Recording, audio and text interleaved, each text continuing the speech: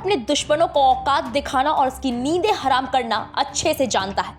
लाल चौक को लेकर भी भारत ने ऐसा प्लान बनाया है जिसकी वजह से पाकिस्तान किलस रहा है। उसको भारत का ये प्लान बर्दाश्त नहीं हो रहा, वो बौखला गया है। दरअसल हर शहर किसी न किसी वजह से खास होता है, उसकी खास पहचान होती है जिससे उसको जाना जाता है। चाहे कितना भी छोटा शहर हो या बड़ा, वहां का कोई चौक, कोई बाजार, कोई इमारत मशहूर होती ही है। इसी तरह भारत का अभिन्न अंग है जम्मू कश्मीर। इसकी राजधानी श्रीनगर में मौजूद है लाल चौक। शुरुआत में तो लाल चौक एक व्यापारिक जगह थी, लेकिन बाद में ये आन बान शान का प्रतीक बन गया। लाल चौक विरोध प्रदर्शन की भी एक जगह बन गई। एक वक्त था जब यहाँ आतंकवाद और अलगाववाद चरम पर था, तो यहाँ पर तिरंगा फहराने की भी जद्दोजहद होती थी। आतंकी खुलेआम चुनौती देते थे कि अगर किसी ने यहाँ पर तिरंगा लहराया तो इसका अंजाम मौत होगा। लेकिन आज वही लाल चौक दुल्हन की तरह सजाया जा रहा है, क्योंकि किसी ने ठीक ही कहा है, बुरी तस्वीरें बदल जाएं तो बेहतर, दहशत की यादें मिट जाएं तो बेहतर।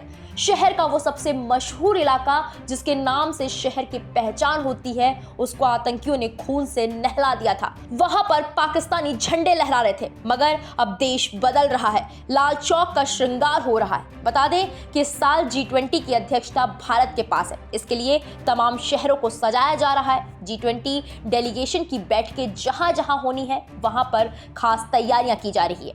मई महीने में टूरिज्म को लेकर एक बैठक श्रीनगर में होने वाली है। इसी वजह से श्रीनगर को एक नए अंदाज में सजाया जा रहा है। श्रीनगर का सबसे खास इलाका, या यूं कहें कि पूरे जम्मू कश्मीर का सबसे मशहूर लाल चौक का श्रृंगार हो रहा है। ये बात पाकिस्तान को हजम नहीं हो रही है। वो हताशा में है, परेशान है, चिड़चिड़ा रहा है, कुढ़ रहा है, लेकिन करे तो करे क्या? कुछ कर ही तो नहीं सकता, क्योंकि भारत की कूटनीति के आगे उसकी हर नीति फेल हो गई।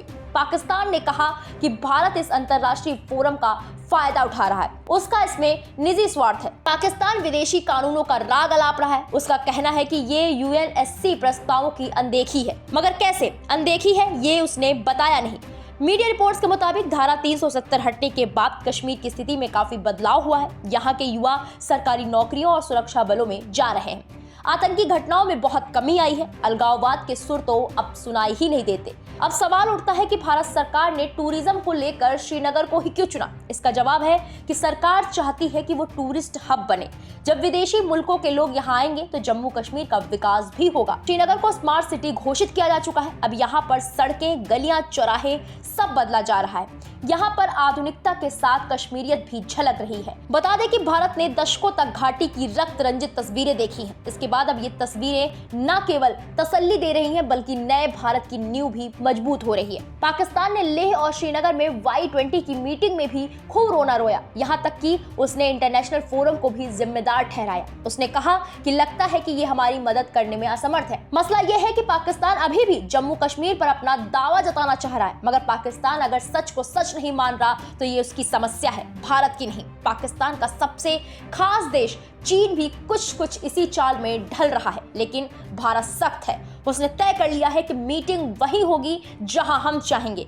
चीन भी अरुणाचल में मीटिंग को लेकर ऐसा ही कर रहा है जैसे पाकिस्तान कर रहा है। G20 ग्रुप में पाकिस्तान शामिल नहीं है, लेकिन पाकिस्तान के सबसे चहेते चीन, तुर्की और सऊदी अरब शामिल हैं। पाकिस्तान ने चीन और तुर्की को भी बरगलाना चाहा, लेकिन कोई फायदा नहीं हुआ। तुर्की वही देश है भूकंप के बाद बड़ी त्रासदी से गुजर रहा है। पाकिस्तान ने मदद के नाम पर वही राशन सामग्री भेज दी थी जो 1 साल पहले तुर्की ने पाकिस्तान को मदद के लिए भेजी थी। दुनिया भर में उसकी थू-थू हुई, जबकि भारत की तरफ से जो रेस्क्यू टीम तुर्की पहुंची और जिस तरह दिन रात सेवा भाव से उसकी मदद की, हर जगह उनकी वाहवाह हुई। जब हिंदुस्तान के NDRF की टीम तुर्की के लिए रवाना हो रही थी तो तुर्की के लोगों की आंखें नम थी। अब जरा बात करते हैं लाल चौक के बारे में।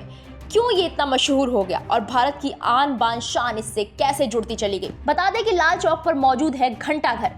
कई और शहरों में घंटा घर पहले से थे। यहाँ पर एक बड़ी सी घड़ी टंगी होती थी ताकि लोग आसानी से समय देख सकें। ये घड़ी इतनी विशाल होती है कि हर तरफ से आसानी से दिख जाती है।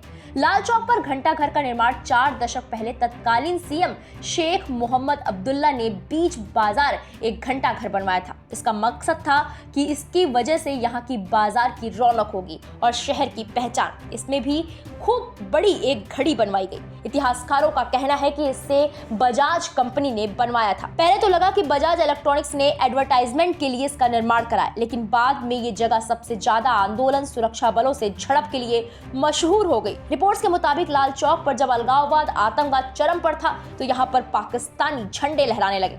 सुरक्षा बलों से आए दिन झड़पें हो रही थी। पाकिस्तानी नारों से कश्मीर गूंज रहा था। हर तरफ गोलियां और लाशें।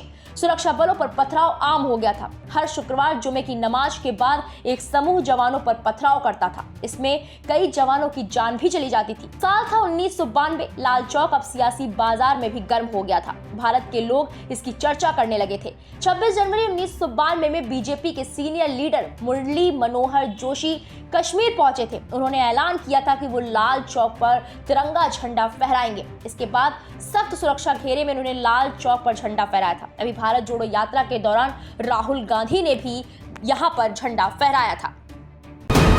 वीके न्यूज, राष्ट्र के नाम।